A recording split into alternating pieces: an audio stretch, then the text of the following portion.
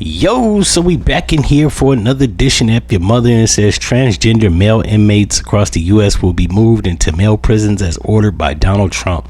Now, everybody knows here at F-ya-Motha, I got no problem with trans people.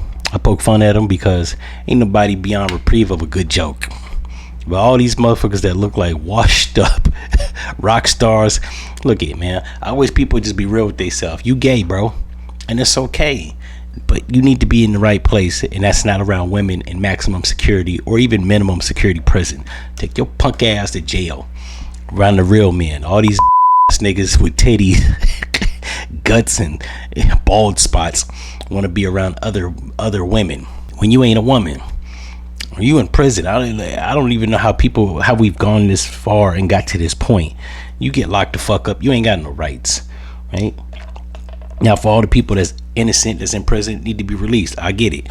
I'm not against that. But in jail because they did that shit need to be chained to a fuck on, hosed down. I don't believe you should even read, be able to lift weights, box, or none of that shit. You shouldn't have rec time. You should have chained up time, especially if it's a violent crime, rape, murder, assault with a deadly weapon. You shouldn't be able to do shit. If you sentenced to 23 years, you need to be chained up to a wall for 23 hours a day. And the 1 hour you get to wash your ass, and that's by water hose. Because what the fuck you need to have rights for, especially when you violate people. And I come from the hood, but there's limitations to shit. Now, if you sold drugs, I don't believe that you need to be locked up. It's not a heinous crime, right? You gave somebody some dope, they want to get high. I think for non-violent crimes, you need some type of rehabilitation, work release program, or some type of path to put you on to giving you an occupation where you can make something out yourself.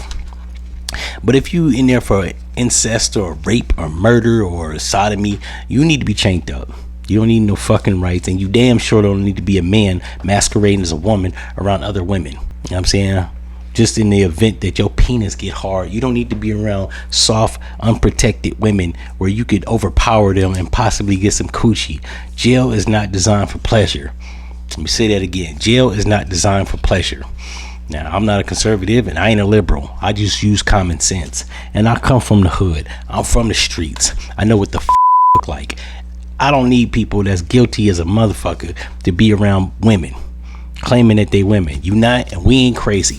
And if they don't like that, who gives a fuck?